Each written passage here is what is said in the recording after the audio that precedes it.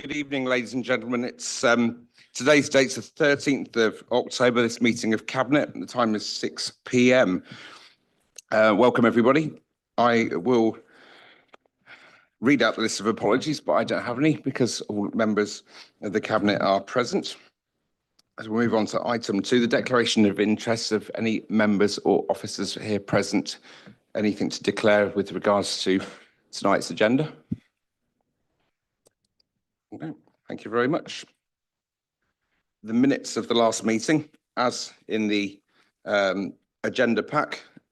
Does anyone have any comments that relate to accuracy only, or give any the reason why I should not therefore sign the minutes? Okay, I shall sign the minutes. Thank you. Item number 4 today, urgent business. There's none notifiable. Item number 5 is my announcements, and only to say that I'd ask that members try not to repeat any comments or questions made by other members of respective groups with regards to the items on the agenda for debate. There are 2 public speakers listed for the next item, item 6, the family help strategy. Other than that, nothing else to add. So we will move straight into tonight's main points. The first report, the family help strategy for West Northants 25 to 28. Councillor Shaw to introduce the report. Thank you. Thank you, Chair. And what an honour it is to introduce this report. I'm extremely proud to introduce the West Northamptonshire's Family Help Strategy, a cornerstone of our commitment to making West Northants a truly child-friendly place, where every child has the best start in life and every family feels supported, empowered and connected. This strategy is not just a policy document, it's a call to action, and it reflects our shared ambition as outlined in the One West Northants plan, to create a community where children and young people thrive through strong family relationships, inclusive services and early joined-up support. It builds on national reforms and local insights, including the voices of over 2,500 children, young people and families who help shape its priorities. The strategy aligns with our broader goals around prevention, integration and place-based delivery. It introduces a system-wide family help model that brings together health, education, social care and the voluntary sector to ensure families receive the right help at the right time. The key features of the strategy include family hubs and spokes across our localities offering co-located services, a tiered support model that ensures seamless transitions between universal, targeted and special help, a relational practice approach that builds trust and resilience within families, and a robust governance framework to monitor impact and drive continuous improvement. To implement the family help strategy, we have established a structured delivery plan built around 5 key work streams: the digital and communication, commissioning and integration, service infrastructure, innovation and research, and the workforce development. Each work stream is designed to drive transformation, improve access, and ensure the strategy delivers measurable impact to children, young people, and families. This strategy is the opportunity to transform how we support families in West Northamptonshire. It requires our collective commitment to invest in prevention, champion collaboration, and ensure that every child and family can live their best life. So I ask Cabinet to approve this, please. Thank you. Thank you, Councillor Shaw. I'll go straight to the public speakers that have registered, starting with this, Mrs. Jennifer Martin, please. There's a microphone there, just press this button to speak. Thank you.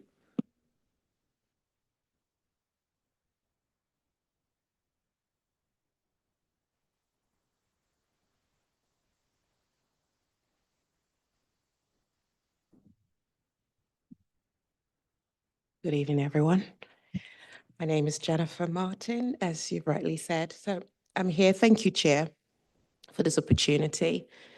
The family help strategy matters deeply to me, not just as someone who works with vulnerable families across Northamptonshire, but as a mother who knows what it's like to fight for a child's future. 26% of children in Northamptonshire live in poverty. More than 1 in 4 Behind that number are real families struggling to keep the lights on, to put food on the table, to give their children the same chances as everyone else. I see them every day and I feel their pain. The Green Party, on whose behalf I speak today, welcomes this new strategy. It has the power to change lives, but only if the commitment lasts, because ambition alone won't feed a hungry child and goodwill wouldn't keep the heating on. You can't build strong communities on short-term grants. If we are serious about prevention, early intervention and safety, then we must be serious about sustained investment, not for a year, but for the long haul. And let's be honest, there are voices out there who would rather tear this down. Reform UK call councillors fat and lazy. Nigel Farage says we waste loads of money. That kind of rhetoric isn't just false, it's actually dangerous. It undermines trust and puts vital funding at risk. So today I ask the council, adopt this strategy and stand with the families of West Northants. When pressure comes from above, have the courage to say no to cuts, no to abandoned families, and yes to long-term support, protection, and hope. Thank you. Thank you very much, Ms Martin. Next speaker is Mr Jack Evans.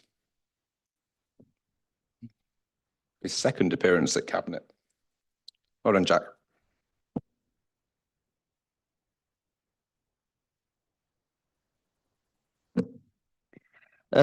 Yes, so for those that don't know me, which I hope most of you do at this point, I'm Jack Evans. I'm one of the 16 youth councillors on the 20-member Youth Advisory Council for West Northamptonshire.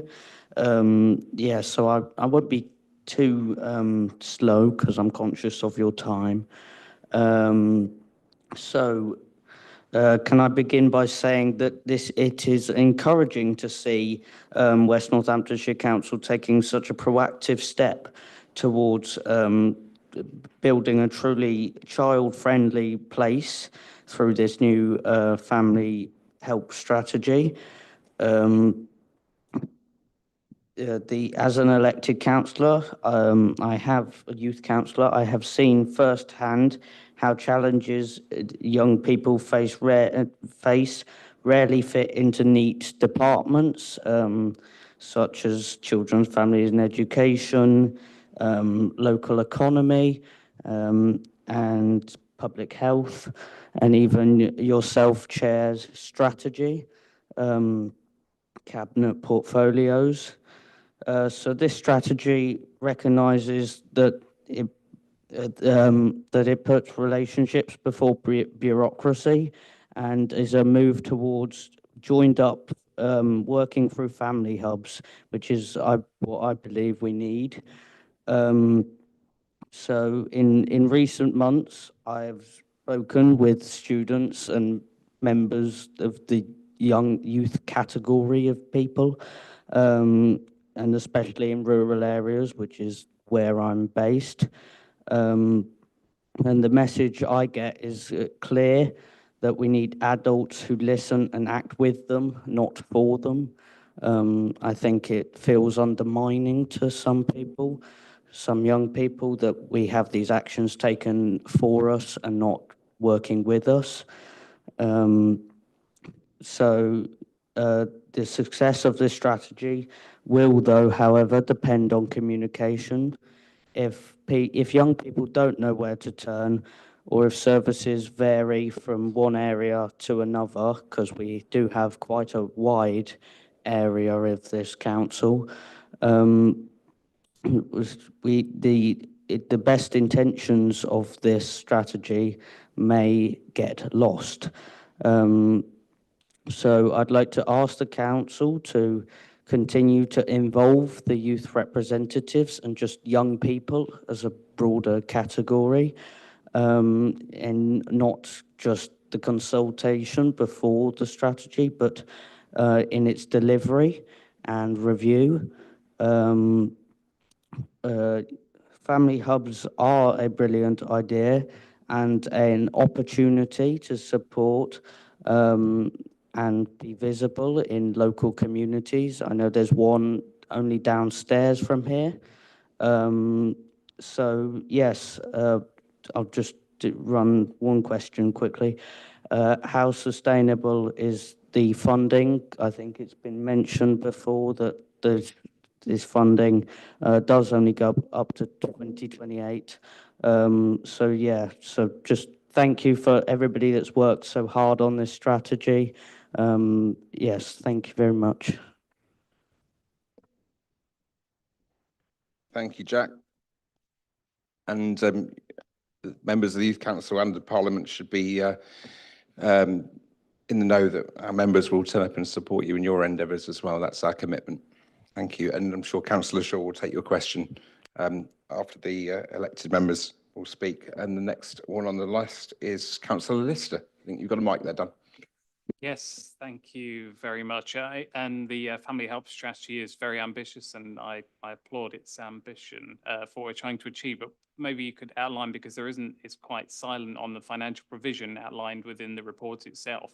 And can you tell us what transformation funding has been earmarked within the report, and how does it align with our medium-term financial plan? And what are the plans for the long-term sustainability within the report for this? Thank you. Oh, good. Even better. That was probably better. Is that better? No, you didn't. No. The question was what the level of the financial provision was there in transformation funding that's been earmarked to support the Family Help Strategy, and how it aligns with that medium-term financial plan, and how we're going to long-term ensure the stability of that for the future. Thank you. Thank you, Councillor Lister. I think Councillor Shaw's noted that down. Next speaker, Councillor Keeble, please. Thank you very much. This is a very ambitious strategy based on right support, right place, right time, and then a cascading down of integrated services through family hubs and local area partnerships. And those are on the agenda further on in this meeting. I've got 4 major concerns, which I'll run through very quickly. One's a lack of numbers, which I know, Chair, you're a numbers man. It's about the number of people who are going to be served in these different centres. Second is a lack of clarity about the services that will be developed. I see downstairs there's a sensory room, which is that going to be the standard for what services are provided? The third is the governance structure, which looks to me to be quite top-heavy and quite muddled or confused in some of the lines of accountability. But my main concern is actually about the place bit of it. The new hubs advertised as either opened or opening shortly are at Towcester, Moulton, Upton and St David's Road in Kingthorpe, which I assume is the former Shore Start Centre. And then the document says it's also proposal for hubs at Brackley, Northampton and Weston Favell. And it would be good to get a definitive list of exactly where in the timetable for opening. Meanwhile, the biggest concentration of people and families in the greatest need look to be outside this strategy. Central Northampton has 44,000 people, about twice the size of Daventry and 4 times Towcester. I'm just talking about the central area.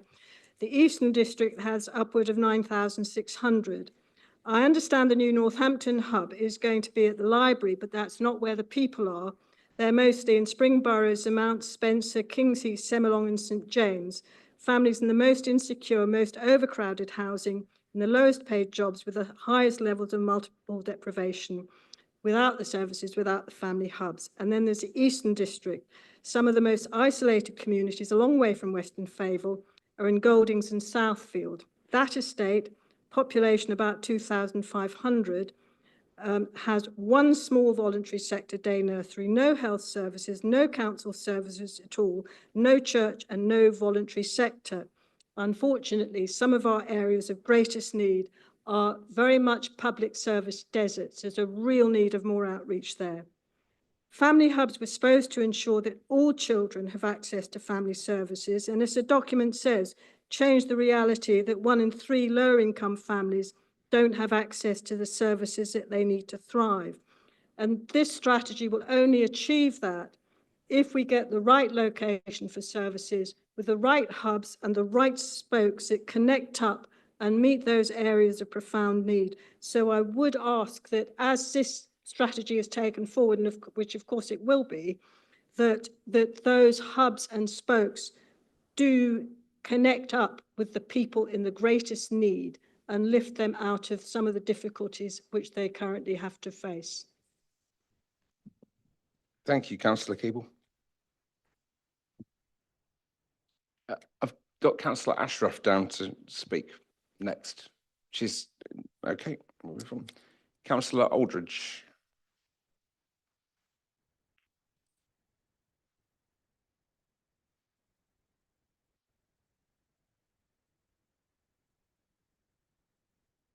Thank you, Chair. I welcome the family help strategy and the establishment of family hubs. What a shame that the Tory government made short-sighted political decisions in 2011 and from 2011 onwards and destroyed the highly successful Sure Start programs. Across the country, local authorities are now recreating the Sure Start model through family hub provision. I welcome the current government's vision and direction through the Best Start programme for transforming family support and move the system away from crisis intervention towards earlier help and support. I am pleased that we have adopted the 10 outcomes in the government's Supporting Families programme. I have 3 questions for the Cabinet member. We made a commitment to our family help strategy being informed by the work of the Joint Strategic Needs Assessment. This assessment has highlighted a range of health and educational inequalities, and my colleague, Councillor Keeble, has highlighted some of the issues there. So if our overall strategy is to take into account the JSNA, clearly the areas of greatest need should be prioritised. So why then has priority not been given to family hubs in wards such as Castle and Dallington Spencer and others, where data shows high levels of needs and the need for early intervention and support for many families and children? Could the Cabinet member please share the criteria being applied when deciding where the family hubs are being established? My second question, the strategy recognises that Family Hub is a partnership model of delivery. I welcome the co-production charter within our strategy. However, a key success of the Sure Start programme was community engagement and community leadership. I do not see these aspects emphasised sufficiently in our strategy. So how will we ensure that this important dimension is incorporated into our overall strategy? And my final one is, given the overall strategy is intended to ensure early intervention and support, particularly for those in greatest need, it is really disappointing that there is no equalities impact assessment to underpin the overall strategy. Baseline assessment and challenging targets we know are critical to both pace and success.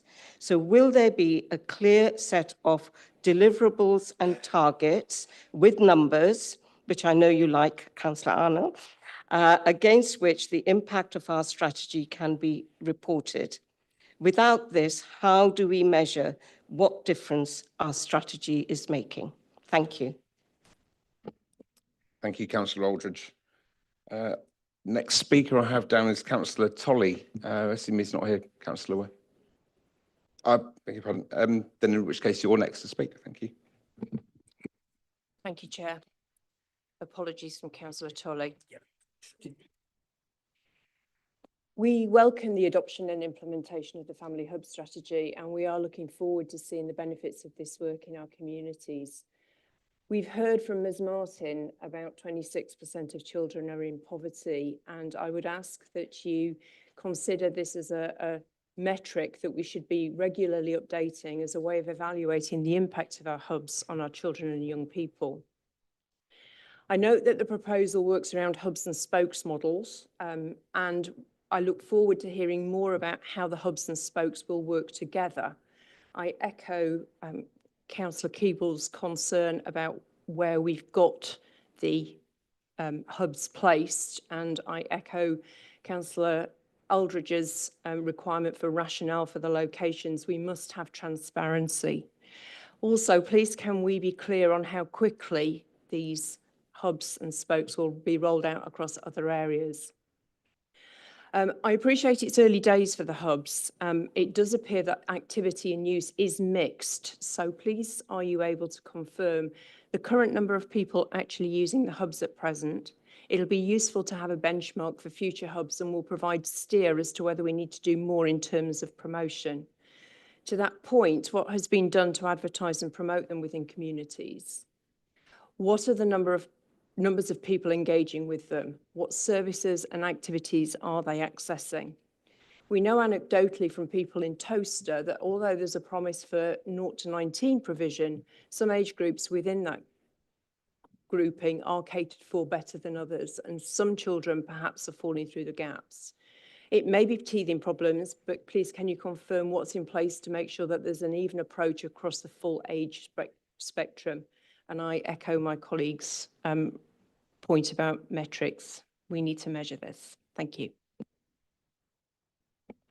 Thank you, Councillor Ware. I'll move to questions from the Cabinet members. I think Councillor Pett has something on this one. Yeah, thank you, Chair. I think what stands out for me, and I hope for everyone in the room, is a clear commitment in making West Northamptonshire a truly child-friendly place. It's great to see that the Family Help Strategy takes a simple and common sense approach. That's always a good thing. No family should have to fight their way through a maze of our own services, often being forced to repeat their story over and over again. So this approach is designed to cut through these layers of red tape, which is good to see again. It puts the child and family around them clearly at the centre. It's always been about prevention first.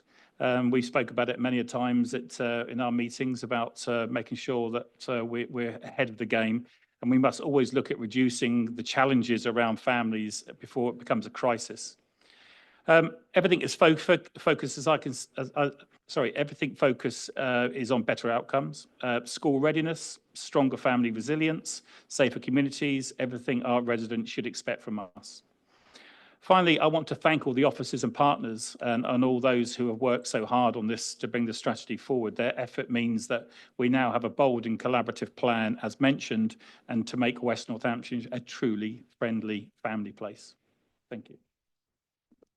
Thank you, Councillor Petter. Councillor Coos. Thank you, Chair. I really welcome this family help strategy. It's an important step in building foundations for healthier, more resilient communities, and is consistent with our wider prevention and place-based ambitions. It also complements work we're doing through our local area partnerships, which I'll be coming on to soon, and through the 0 to 19 public health service. And I know officers from our public health team have been involved in developing it, so thank them for that. From a public health perspective, it is vital that no child or family is left behind because of where they live. As such, it is useful to highlight that regardless of how near or far someone lives from a family hub, the 0 to 19-year public health service, which includes health visiting, will continue to ensure that every new parent in West Northants receives appropriate supports for their needs.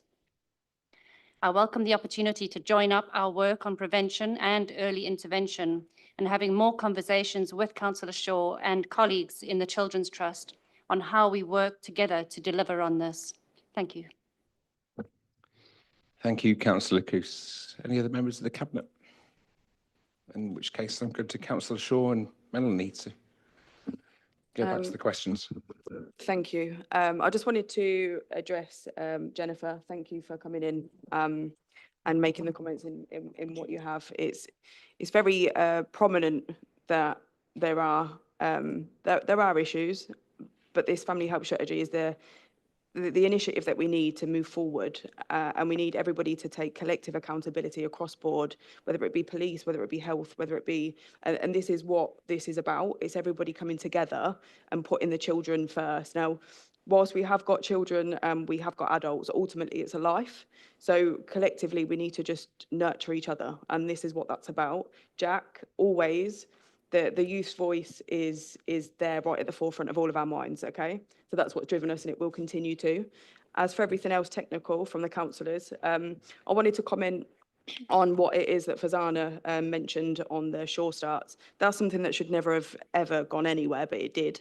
And we find ourselves unfortunate, but fortunate that we are here with the family help. So everything that we learned from that, we can now implement and we can become better. And that's what we're going to do. And I'm going to pass it over to Mel to answer what I can't as well as she can. And I hope that I answer everything, so please tell me if I don't, because there was a lot of questions and I couldn't write that quickly. But I will say, councillors, your questions were the easiest ones for me. So in terms of funding, we've had no funding from government for our family hub, so that links into what are the plans going forward. You will be aware that a number of local authorities have received funding. So when I come on to the question in terms of how have we chosen the locations, it's very much had to be informed by monies that were available. So I'll come on to that in a moment. We've recently, it's been announced that West Northants will receive £186,000. That's in relation to the Best Start in Life strategy. So that's very much around school readiness. So we've received that money. We should be getting it literally in the next few weeks. And we have to produce a delivery plan by November. What we have been assured by DFE is that going forward, we will receive money for family hubs. But to this point, we've received nothing apart from that 186. So from my perspective, in terms of what we're delivering through the family help strategy, I think we've done a pretty good job with not an awful lot. And obviously I'm biased, but I think what we're doing so far is illustrating that. In terms of revenue, our revenue for last year for family hub staff was £800,000. And that is in the MTFP going forward. What we do know is that we are hoping to get an announcement in October in terms of what the monies are going forward, but we don't know what that is. And that's because the people we're speaking to don't know what it is. And the other point in terms of finance, we have got £2 million set aside for capital. Some of that we've already used in terms of Toaster. Obviously, we use some here. We've got some plans in terms of the library, and I'll come on to the timescales for all of those in a minute. So I hope that answers the finance question. Councillor Keeble, you mentioned in terms of place, so it sort of links into the financial element. We've looked at all of the children's centres that we've got, and Councillor Shaw has already mentioned in terms of Sure Start. So what we've done is look at all of those centres and looked at which ones we think are the most viable based on what we've also received from consultation. So I think most of you will be aware that we did go out to consult members of the public. We went out to consult them in terms of the locations, and what came back does support what we're doing in terms of the locations. The ones that we've got coming up, so we've got Upton that are opening on the 25th of October.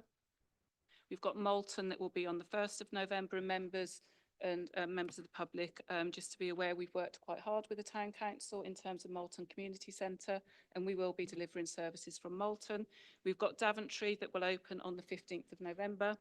Formally as a family hub, but we're already delivering services from Daventry. And then we've got Kingsthorpe that will open on the 22nd of November. And again, we're already delivering services from there. I think the other point I'd like to make is that family help is not just about place. And I think we all know that. So although we're talking about family hubs is very much about a culture shift in terms of agencies working together. And what I will say with this strategy, which has been fantastic to see, is the involvement of the voluntary sector. They're a very active member on our family help board, and we see them, and it is reflected in the strategy as an equal partner. And, you know, I've had some feedback from the voluntary sector in terms of how they feel about that, which is positive. Spoke about impact, so I think impact was another question. So we are working with the University of Northampton, who are doing an evaluation for us. So we've scoped that document out and talking, apologies, I didn't write down your name, so apologies. In terms of the metrics, we have lots of metrics in terms of the access that we've got from Toaster, so more than happy to share that. But just to illustrate the involvement from the public, we had nearly 300 people that came to our open day when we launched, and we've got clear sets of metrics. We understand how many young people have used the youth centre, and I can't remember off the top of my head, but I think it's in excess of 250 since we've been opening. The thing that I think somebody mentioned was about 0 to 19, so I'd be really interested to pick that up separately, if that's okay, just to understand what the concerns are around 0 to 19. Perfect. Thank you. The other areas were Northampton, Weston, Fayval and Brackley. So those are the other hubs that we're looking at. Northampton, we haven't got a date for that, but we know it will be next year at some point. I'm hoping for it to be early next year, but what we are going to start doing is delivering outreach services, even if the place isn't available, and we've started to look at that. Weston Fayval, we visited, or I visited a site with colleagues a few weeks ago, so we're just waiting for some information back to understand what the revenue cost would be for that building as an interim solution for Weston Fayval. We've also looked at Brackley, so we've got potential in Brackley. That's not been confirmed in terms of the place. So what we committed to was 3 hubs and 6 spokes. So those are all of the hubs and spokes. But I really want to reiterate, this isn't just about place. It's also about outreach from each of those areas. The other thing, which just to highlight, you have asked lots of questions. That's why I'm still talking, by the way. The other question came around what are the long-term plans. So clearly this is about family first reforms. So you'll be aware, some of you, that links into family help more widely, links into multi-agency child protection teams and family group decision making. So part of this is also part of the government reforms that we have to have in place by April 28. But more than happy to share metrics and the other thing actually that sits underneath this, we've got a really detailed delivery plan that wasn't in the strategy, and that delivery plan will obviously change as things move. So I think Councillor Aldridge, you mentioned about the JSNA, so you will be aware from the Health and Wellbeing Board there was a presentation in terms of children's mental health. The areas that fit into family health are already part of our delivery plan, and that's how it will be monitored. If I've missed anything, apologies. Thank you, Chair. Okay, thank you, Melanie. Just for members and for the benefit of those at home and Sophia, taking a minute to be a bit better use of the microphones, a bit clearer if we can, so they can be recorded. There's a number of people watching from outside. Is anyone else from the Cabinet got any other points before sum up on that? Can I just make one more comment? Yeah, please. Especially but mainly for public and Jennifer Martin. But another thing that links into this massively is the local offer. The amount of services that are out there, like Mel said about the VCSE sector, everything, pretty much everything is covered on availability. If we all work together, and like Jack barely said, communication is key within this. So if we can all communicate, if somebody sees something pop up that thinks it is going to benefit, let's communicate and get it out there. And that's all I wanted to say. Thank you. Thanks, Councillor Shaw.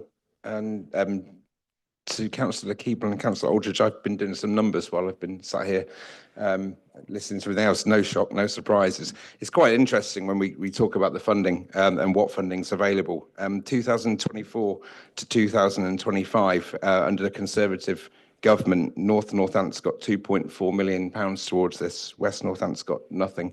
2025 to 26 under Labour National Government, 1.6 million to North Northants Council, West Northants 800k.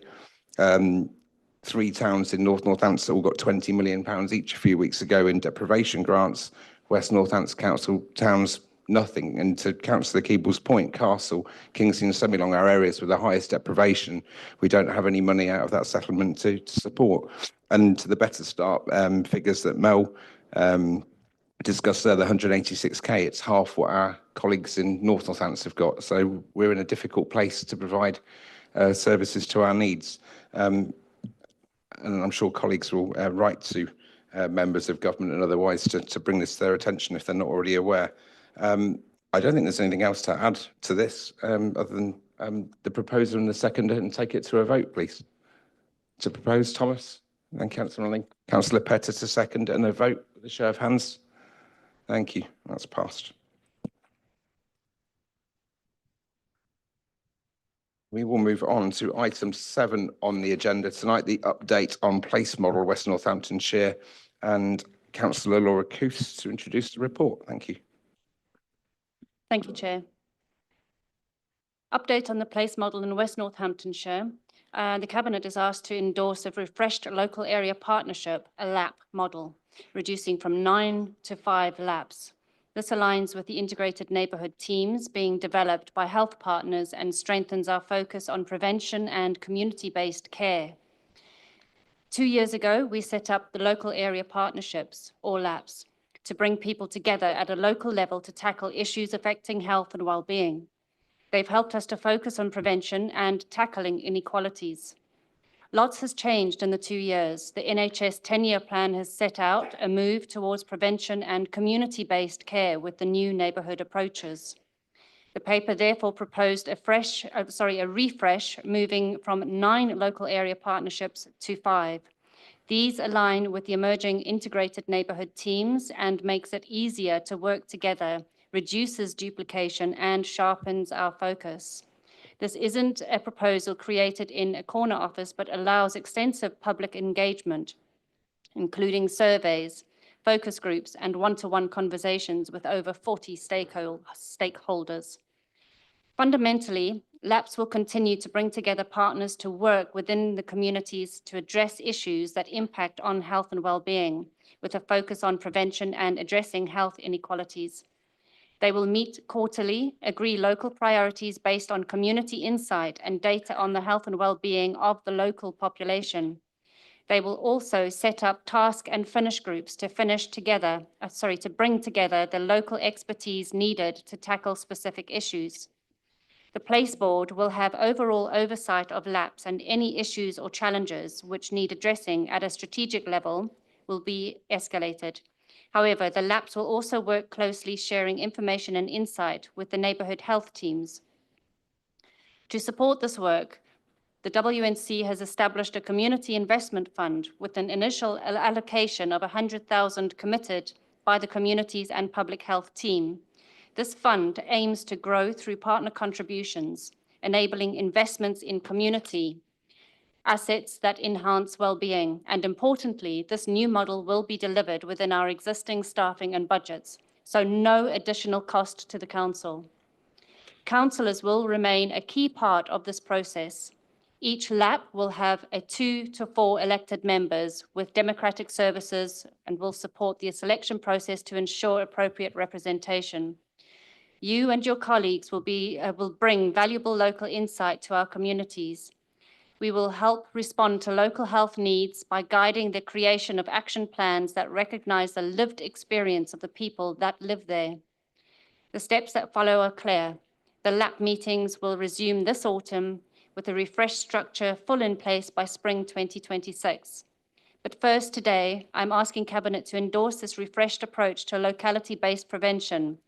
Through this work, we are strengthening our community conversations on health and well-being by creating a more joined-up, preventative approach that has people and place at its heart. Thank you. Thank you, Councillor Coos.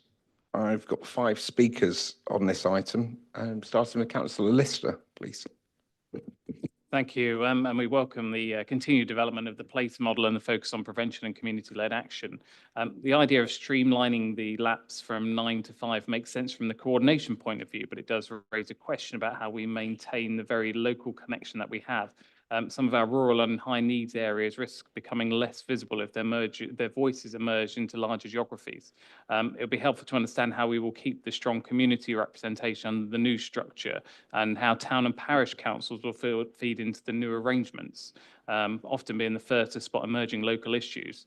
It would also be interesting to know what the criteria will be used to allocate the £100,000 community investment fund fairly across those areas. Thank you. Thank you, Councillor Lister. Councillor Purser? You can use that one if you like. Okay, very good. Mr. Chair, thank you. See the whites of everyone's eyes. I'm actually not happy with this proposal. I was very involved with the workshops with the ICB and then with ward councillors coming up with the 9 LAP model. Really, that was about the health service deals in large geographies and comes downwards. Local authorities work from local communities, wards, working upwards. We thought the right point at which they meet for West Northamptonshire was around about the 9-unit model. And we workshopped that both with the ICB and with local councillors. So far, this proposal coming to Cabinet has not been workshopped in a similar way, and I think that's really has not been a kind of good way forward. So I think, really picking up Councillor Lister's points, what this misses is the granularity of our local communities, the differences of our communities, and will mask some of the equality issues that we have within our communities. So I would urge, well, one thing is this proposal is actually short on detail in terms of which areas will go together, how it will work for local communities and how it will work for urban communities. I wonder whether this is something that perhaps should be looked at further within the scrutiny groups, just to see whether we have got it right, whether this is the right model, or whether we should hang on to the nine lap model. So I'm a bit concerned about this, Chair. I think this needs a bit more thought. I'm concerned that it will lose the locality of it and the involvement of detailed involvement of ward councillors as we had previously. Thanks, Councillor Pearson. I'm sure Councillor Coos will come back on your points in a second. Next speaker, Councillor Ismail. You okay with the microphone there? Yep. Yeah, thank you very much. And I would like to speak on my area I want to speak on is on the LAP, local area partnership. And because there will be a reduction as on the proposal, the reduction in the number of local area partnership provides an alignment with the new arrangements in the health service. However, this is looking at services from the provider end. We need to look at services from the user point of view. So what is going to provide the best engagement with the public, and especially what will give the people in my ward, Castle Ward, who face many challenges, the best opportunity to have their specific needs and aspirations taken into account. For that, we need to make sure we have local area partnerships that match and relate to the diverse communities in West Northamptonshire, and ensuring that the voices of people in Castle Ward, where I represent, can be properly heard and taken into account. When planning public services, and that means all public services, because people in Castle Ward have more health problems than elsewhere, the solution to this lies not just with health services, but also with the range of public services, especially housing, which shapes people's life choices. So in short, reducing the number of labs may offer short-term, maybe as administration service savings, but could lead to long-term costs in terms of weakened community engagement, less responsive services, and lower public trust. So my question is, how, as a council, are we going to ensure there's comprehensive consultations, clear communications, and mitigation strategies, ensuring no community is left behind in this process? Thank you very much. Thank you, Councillor Ismail. Councillor Holland-Ellerman.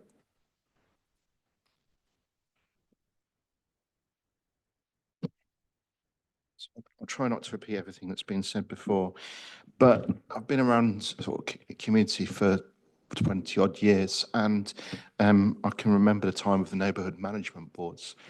And the problem you get with when you go on a higher level, you end up concentrating on particular areas more than other areas. So you end up losing sight of some communities. And I think that's what's already been highlighted. Sometimes that level of engagement that we need as a council is different from the health authority, ITB. My other concern is about the voluntary community, faith and social enterprise sector. Some of the groups that we work with on the ground, they do cover particular areas and they don't cover others. And because you end up focusing on particular needs in particular wards as part of those LAPs, you then again lose that engagement from the VCFE sector, because they think, what's the point of us putting the resources in to those meetings, because basically the level of engagement, the level of voice becomes diluted by the bigger geographical area and the needs of the most vocal communities. So just to caution you basically on these reductions from 9 to 5, you need to reconsider the geography very carefully. Thank you, councillor. Last speaker, councillor Ware. Thank you, Chair. Since the introduction of the LAPs in 23, there have been some successes, but obviously some teething problems too. Lack of clear accountabilities, no formal reporting structure, and lack of allocated funding have hampered effectiveness. I'm delighted to see that there is some funding available. In February 24, the Lib Dem councillors proposed a budget amendment to provide an annual budget for each LAP to enable them to invest in activities aligned to their local priorities. It didn't get through, but we were pleased to see that it has been reconsidered. A good idea won't stay down. However, the proposal for the nine existing LAPs to be recut into 5 to align with the emerging integrated neighbourhood teams estimates in the document that each region will cover 50,000 people.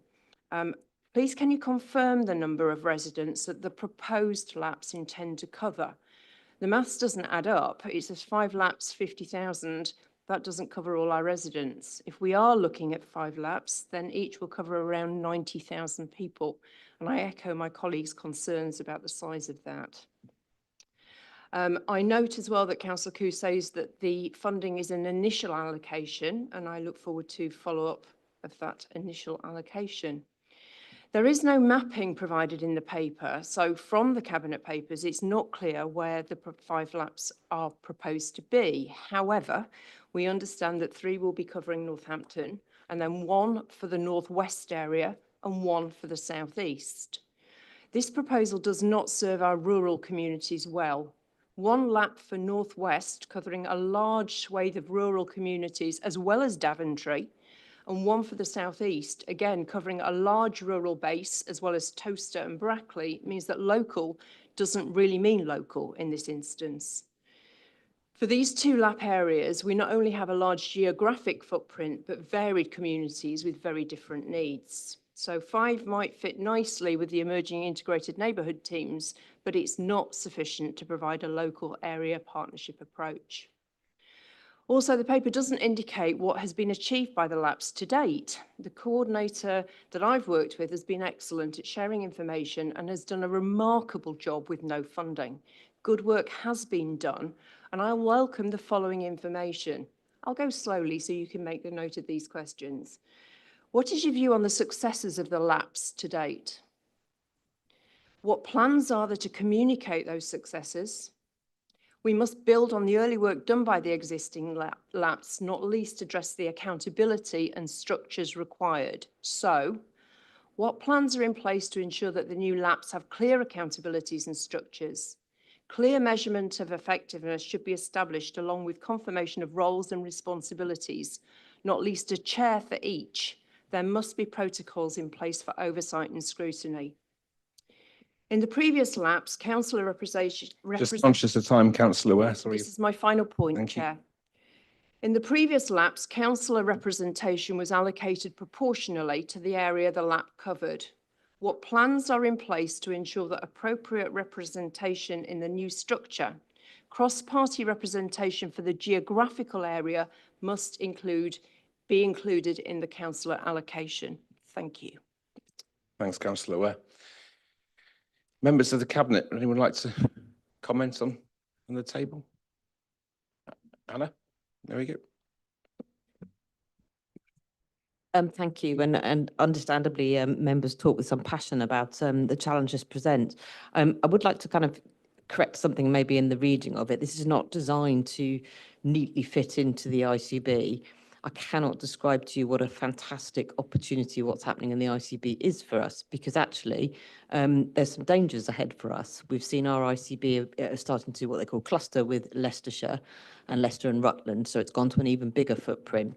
But having talked to the minister in charge the other day, Jim Mackey, what they're really clear about is they want to see what they call local allocations of health funding. And by that, they mean into council footprints and then to geographies on the basis of real need. So as Councillor Ismail says herself, we're talking about them working on a basis of almost street by street, where is what kind of illness, what kind of need, etc., and making sure that money is allocated accordingly, and using health population data to make sure they really tackle those inequalities. And that might mean more money in some areas, less in others. If we went to a smaller footprint than the 90,000, the risk is we would not get health coverage. You know, they work on it. You're correct that it's 90,000. And if you didn't see the Health and Wellbeing Board papers that went out last week, I recommend that you look at that. You can see maps of the 90,000 and what's in the footprint. That across the country is kind of broadly what Often Health work to, and it works effectively. And then you combine all of your effort, the VCSE, council, health, etc., to provide really targeted help in these neighbourhoods. And it's a fantastic opportunity for once to actually really do something fantastic for our residents. So whilst I accept it feels like something's being taken away, there is a little bit of a danger of focusing on the bureaucracy of local government as opposed to the opportunity. And I think you're right, Bob, that same consultation didn't happen. But what's happened since, of course, is national direction to slash costs in the ICBs, to force them to cluster, to take money out, lots and lots of things that are outside of our control. What is not outside of our control is to be heavily influencing the neighbourhood's design and how they work. And I'd really recommend, I think I've said this to you before, if you're going to do scrutiny, I reckon, you know, get health in too. Let's talk about what these neighbourhoods are capable of, and let's talk about how they will really target some of these health inequalities in some of our most deprived and our most rural wards. They're very clear about the rural characteristics too. Thank you, Anna. To Laura and Melanie and David, if need be. Thank you, Chair. Firstly, it's remiss of me. I'd like to welcome David Johns, our Director for Public Health, just recently joined us. And we were lucky enough to have Melanie Williams join us last Cabinet, the Executive Director of People. I'm very lucky. In answer to the questions, councillors remain a key part of the refreshed approach. It is important we use the evidence and the data available to us to focus our attention. Our strength as elected members is our connection to local communities and helping ensure that once we have identified the health and well-being issues, we create plans that acknowledge the uniqueness of our communities. As a council, we have listened to stakeholders, and this refreshed approach provides our communities the best opportunity to have influence through the alignment with Health's neighbourhoods teams. However, the teams are working closely with the town and parish councils and the VCSFE to ensure LAPs are aligned, and democratic services will support member representation and ensure these new LAPs remain connected to local communities. Scrutiny is absolutely welcome. Thank you. Sorry, my apologies. I'm going to hand over to David Johns to take over. Thanks. Sorry, David. Cheers, thank you very much. I'll try and cover some of the other questions that came through. And I think obviously the main one that was discussed was that maintaining that connection with communities. And as has been mentioned, that link to parish councils is just one of the ways I think that these LAPs will continue to do that. The opportunity the LAPs present is that they're also able to use public health data to not just look at a LAP level, to drill down into where the parts of the LAP that need help the most can be identified, and where we can set up then task and finish groups that bring in those local voluntary sector partners together to think about how we tackle those and create the business case for dipping into that fund to support the local communities. So I really hope that hopefully we can build that bottom-up approach through these LAPs. As Anna suggested, the opportunity I see in the LAPs is what actually we're describing, which is that ability to amplify the voice of our local neighbourhoods to an NHS level and get actually that voice heard and involved in the development of new NHS pathways and how the NHS approaches its shift towards community. That's the challenge, I suppose, that we put to the LAPs, is to help us achieve that. And each LAP will approach that in a different way, as they rightly should. The other thing that I would just highlight is I've come into this after all the hard work has been done by the public health team, so can't take credit for that.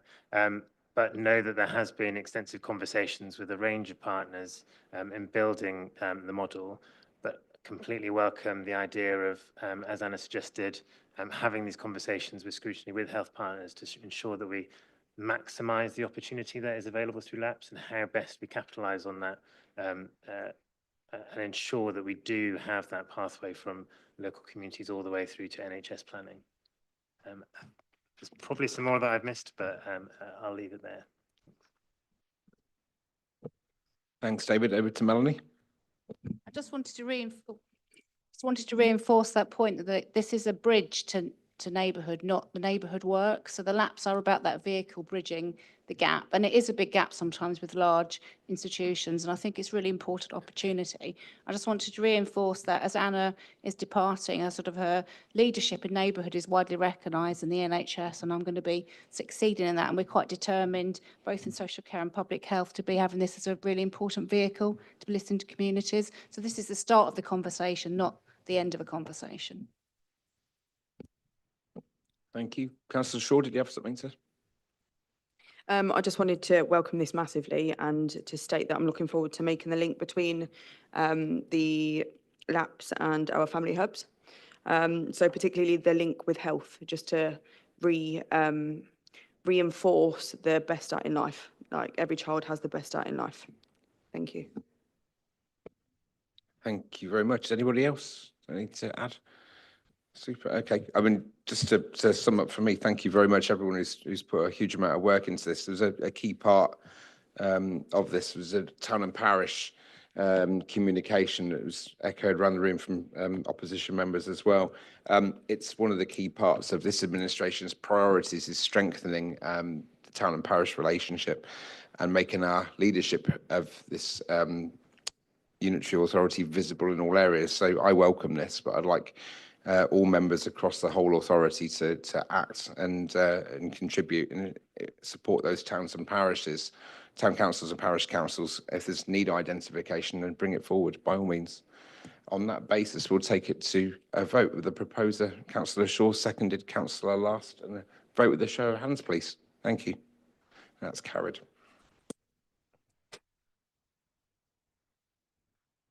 And we will move forward to item number 8 on tonight's agenda, the period for health protection, food and feed standards, spray paint enforcement and tobacco enforcement plans 25-26. Councillor Last to introduce the report.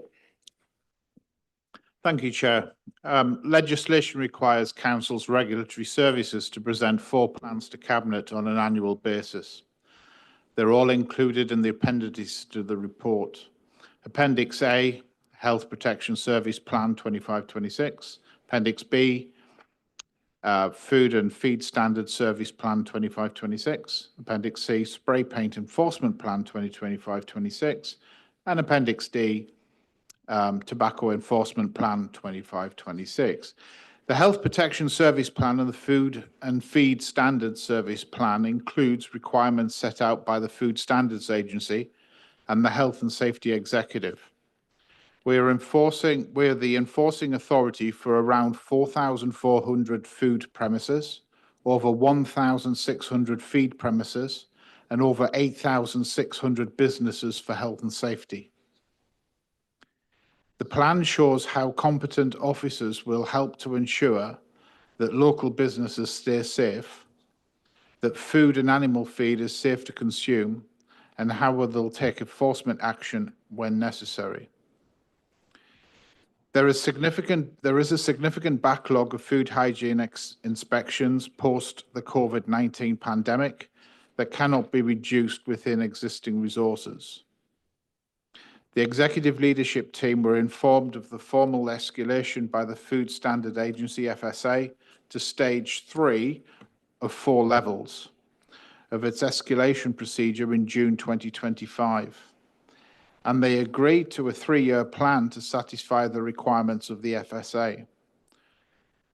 Unfortunately, many other authorities are in a similar position. The spray paint enforcement plan shows the council's enforcement plan to prohibit the sale of aerosol paint containers to people under 16. This is linked to antisocial behaviour and graffiti.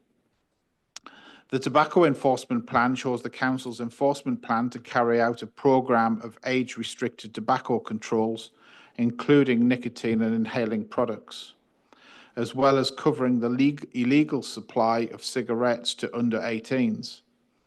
This also includes a work stream around the supply of disposable vapes to underage young people, which is recognised as a national problem, and legislation will be forthcoming to control the sale and marketing of these products. This legislation proposes a phased smoking ban to create the first smoke-free generation and eventually a smoke-free nation. These services contribute significantly to the health and well-being strategy and corporate plan to underpin health and safety for residents and strong business community. It's recommended that Cabinet A, approve the Health Protection Service Plan, approve the Food and Feed Standard Service Plan, approve the Spray Paint Enforcement Plan, and approve the Tobacco Enforcement Plan. Thank you, Chair. Thank you, Councillor Lush. First speaker was Councillor Lister, but he seems to have left, so we'll move on to Councillor Keeble, please. Thank you very much. This is an incredibly important area of local authority work, often overlooked, and it's always been a huge concern of mine because having eaten all kinds of food all around the world, the worst food poisoning or food infection I've ever been involved in was when my own daughter was hospitalised as a result of E. coli. She was desperately ill, which came from infected meat bought from a mainstream UK supermarket. So it is really important, this area of work. And there are some very worrying trends set out in this report. I'm particularly concerned because with the cost of living pressures, these increased food risks as people struggle to make sure that cheap food is also safe food, and also that food distributed through the very important informal networks that exist now, that they're also come under the inspectorate's radar. What's shown in this report is an increase in the number of complaints about food, up 60%, a steady increase in the number of foodborne infectious diseases, up 19%, almost a fifth in 2 years. And at the same time, I'm really concerned about the backlog of 2,061 food hygiene inspections. 585 of those are in new businesses, which means that we don't know at all what their food hygiene standards are like or have ever been like. And about half of those are in businesses that are in the high-risk category. I note the Food Standards Agency has asked the Council to deliver an action plan to address their concerns about the delivery of official controls in accordance with Food Law Code of Practice. The plan set out in the report. It would be helpful to have a progress report on how we are doing against that plans. It would also be good to see some indication of how we're actually going to deal with the backlog. And it would also be good to see if there's some sort of proactive work taking place to make sure that especially that cheap food is safe food, and that we can make sure that we've got good, reliable sources of cheap food for people in these hard times. The second thing is on occupational health. Now, some of the sectors that were previously at high risk of occupational injuries have mercifully disappeared.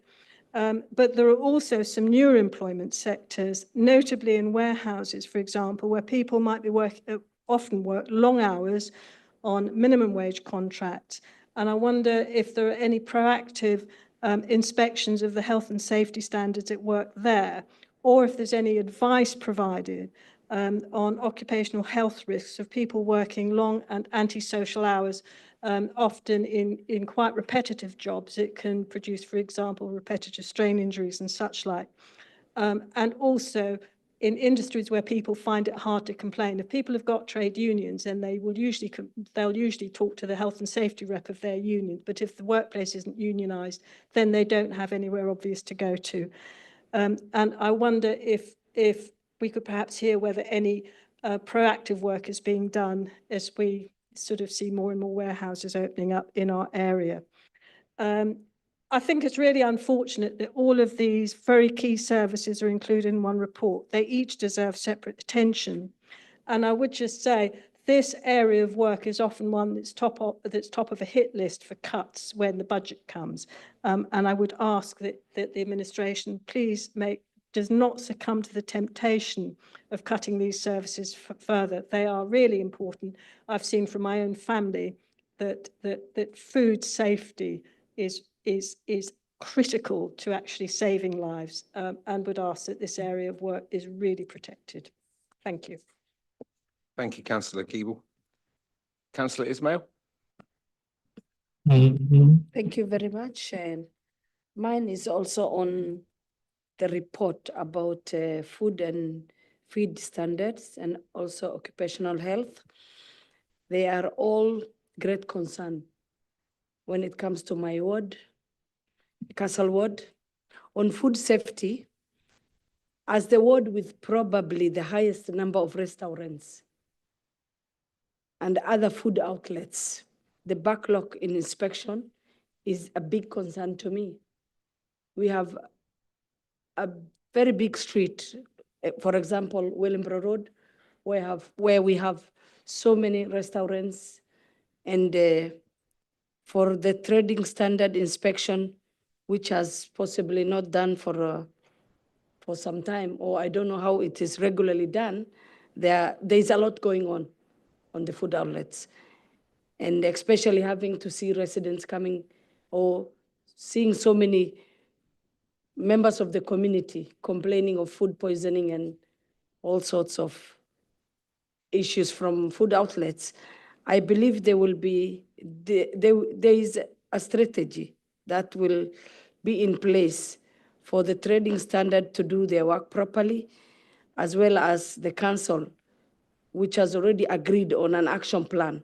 I hope that we'll get regular updates on that. It would be also helpful to have a breakdown of food outlets by ward and where the biggest backlogs are. On occupational health, there has been a small year-on-year decline in the number of reported incidents, which is welcome. However, I wonder whether all accidents are reported, especially when we have increase in people working in insecure jobs through agencies. Secondly, on occupational health, it is more than just freedom from accidents.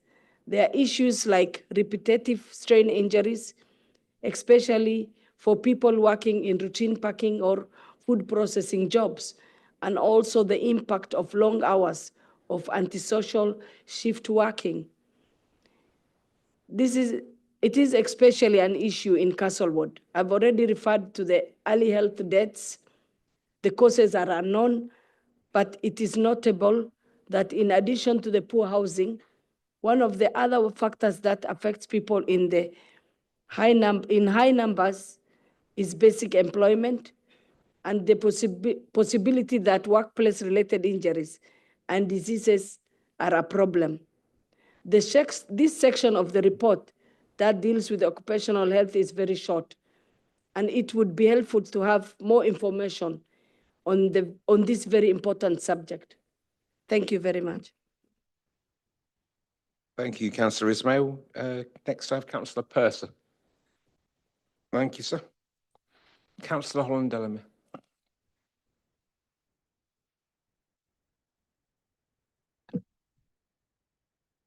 I think reading the report, it's a legacy issue from the old county council when they gutted trading standards, etc., which is disappointing to see that we're still having to tackle that many years later. The fact that we're having to finally get around to the point where we're actually trying to train up new people and get new apprenticeships to cover these roles is important, especially when you consider the lack of investment in workforce training for these specialist roles. I'm going to talk about the paint action plan because I found it quite funny that there was no complaints at all about spray paints when we've got an endemic problem within the town centre of graffiti. And I know it's been going on for over a year. So I'm wondering if one part of WNC has made a complaint to another part of WNC to get some test purchases in the area to see if we can tackle the issue of spray paint, crime and graffiti in the town centre. And as Councillor Thomas said earlier to me, some of them have got some very impressive skills with some of the tags on the market square up high. So just really a question about I welcome all the plans for the 25-26 year. They're very sensible. Please do work with the community safety team and the bid and businesses to try and see if we can use these powers and skills to try and tackle these issues. Bearing in mind, of course, this is yet another challenge for an already stretched team. So just welcome the report, but we need to follow through on the strategy and do something about something. Thank you, Councillor. Councillor Aldridge.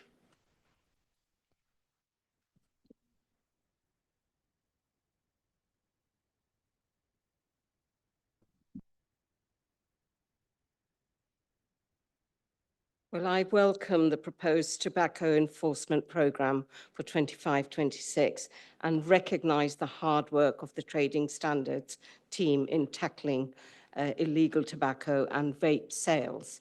I'm actually met part of the team and they are impressive. So I met the senior leaders with a resident business in my ward and they are an impressive team. So, due credit and please pass that on to them as well. I think I've already written to you, Mark, Councillor Arnell, about that.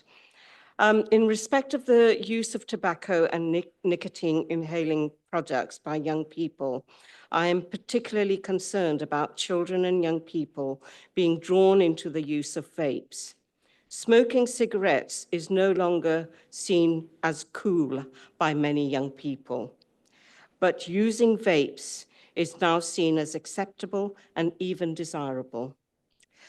Whilst it is encouraging that underage sales complaints have reduced to 17.5% test purchase failure, it is still too high. We need a stronger balance between enforcement and education for retailers to comply and to protect young people from harmful effects of tobacco and nicotine. Sale of single-use vapes has been against the law since June of this year, but it's still prevalent in a number of areas. And I'm pleased to note that our Trading Standards team have seized such vapes in large quantities. Whilst, Councillor Last, you mentioned the national legal processes for raising the age of sale of tobacco and reducing the appeal and availability of vapes, and introduction of penalty fines as well, that the projected implementation date is not until January 27. So we need to be quite firm and focused before then. And we do need, as a council, to work more closely with responsible local vape traders and community health partners to provide safer alternatives for smokers and the use of legally compliant vapes. The ultimate aim being removing smokers' dependency on tobacco and nicotine inhaling products. The detailed actions set out in the 2025-26 programme are highly appropriate, but we need to include in the actions awareness raising and education for children and young people about the longer term impact on health through the use of tobacco and nicotine inhaling products.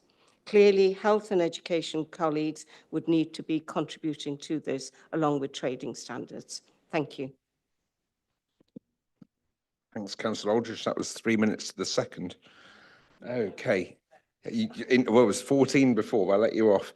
I'll open the floor to Cabinet members. Councillor Coos. Thank you, Chair. Thank you for the report, Councillor Last.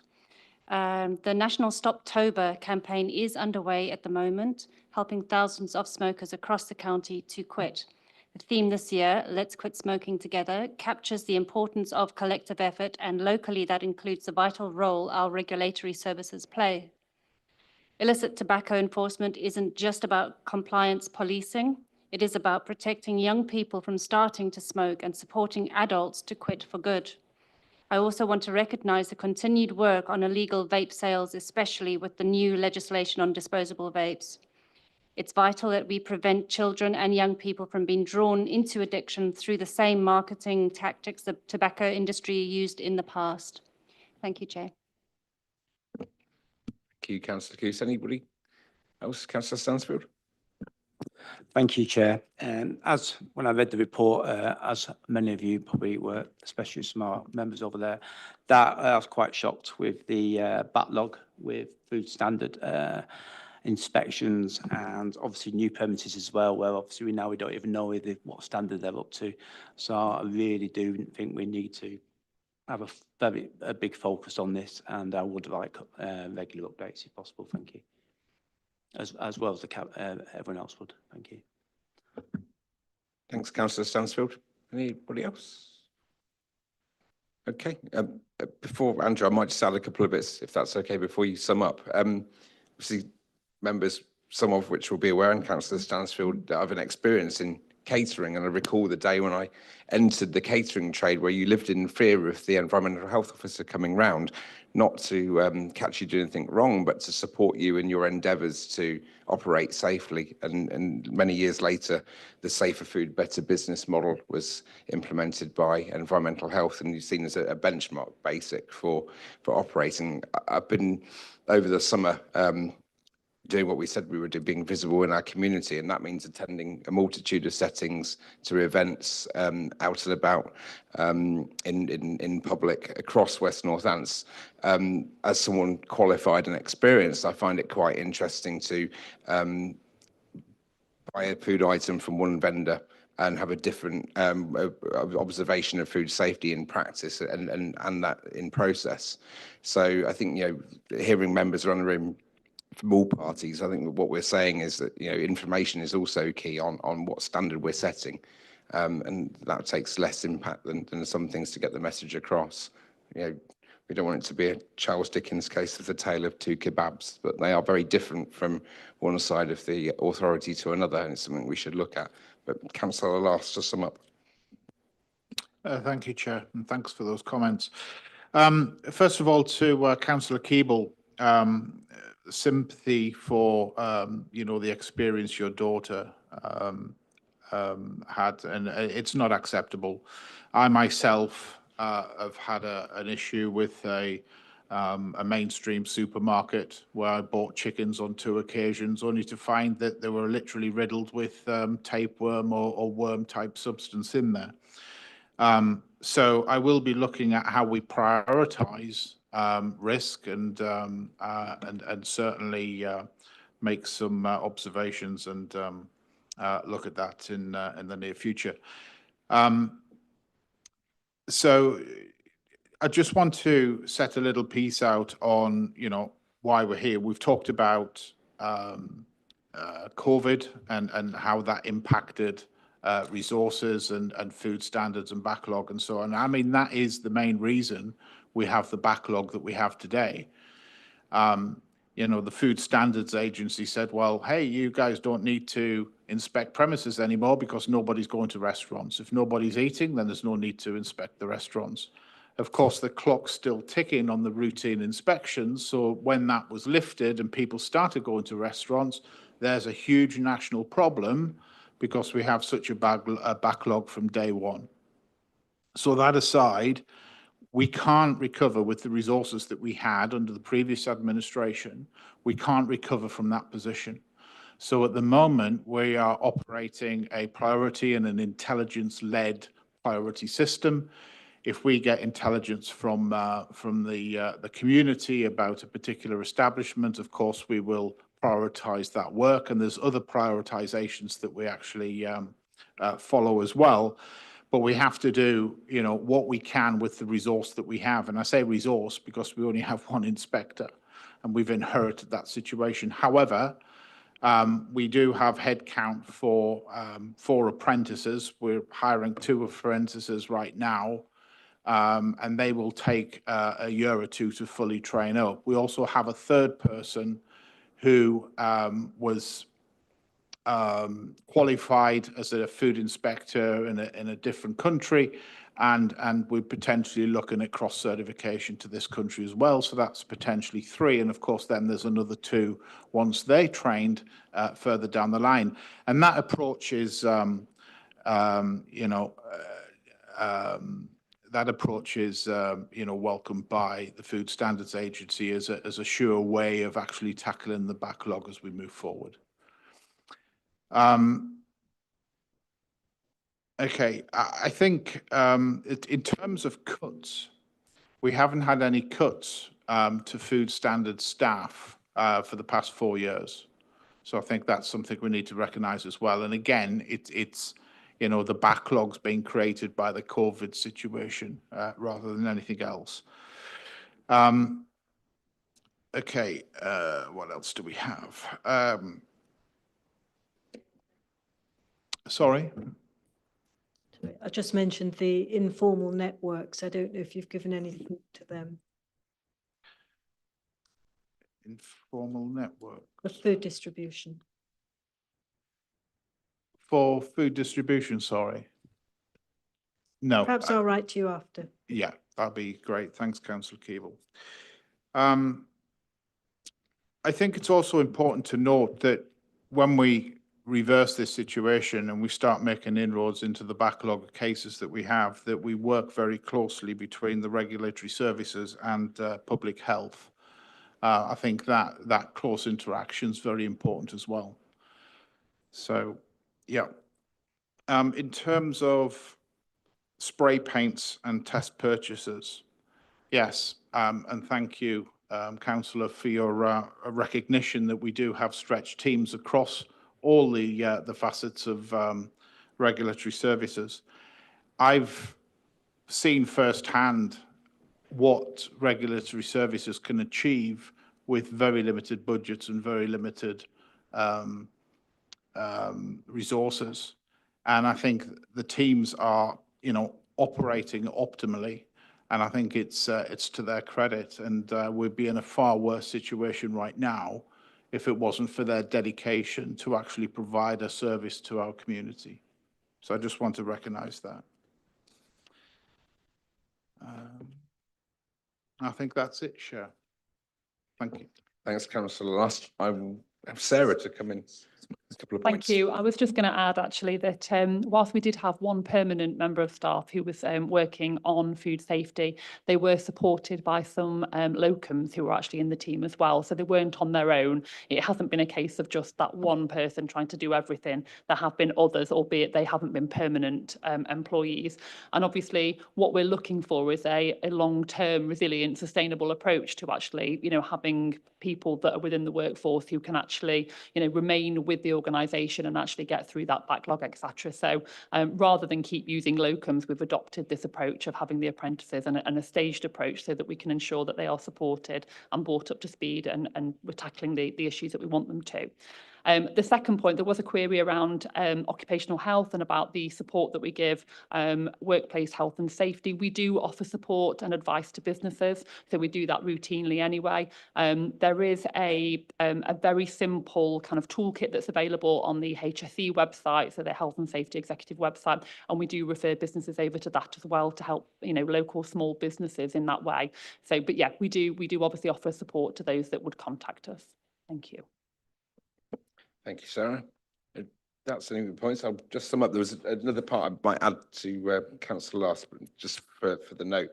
there's a point in 6.2 here, it says there must be liaison with other authorities. I was just going to go back on the point of businesses that have newly registered and those that haven't. We will have had in our authority throughout the outdoor event season a large amount of contractors that come into West Northants who won't be registered as food businesses in West Northants. They will not be on our immediate radar. And I just recall a piece of history going back 3 years. In fact, Councillor Stansfield would have been with us at the time, where the business that I was involved in was registered in Bedfordshire, and it didn't get picked up for an inspection. It was a temporary mobile business. The only critically controlled item was actually ice for beverage, not for vulnerable or high risk foods, for example. But it didn't get picked up that Bedfordshire needed to do an audit of that until after the season had finished, which means there's a very good likelihood that with people coming through West Northants trading within our unitary footprint with no oversight of our authorities. It's just to note, really, that these organisations will be from outside of our area, and through liaison with other boroughs and other counties as such, and that we will be able to control that better. It'd be interesting to see how that reports in the future. That's it from me. If there's no other reason, we won't take that to a vote with a proposer. Councillor Coos, seconded by Councillor Hasty, and a vote with a show of hands, please. Thank you. That's passed. And I think we've come to that point in the evening where we move to a private session. And I have to, as always, read the statement that under section 100A of the Local Government Act 1972, the public be excluded from the meeting for the following items of business on the grounds that if the public were present, it would be likely that exempt information under paragraph 3 of part 1 of schedule 12A to the Act would be disclosed to them. I think this.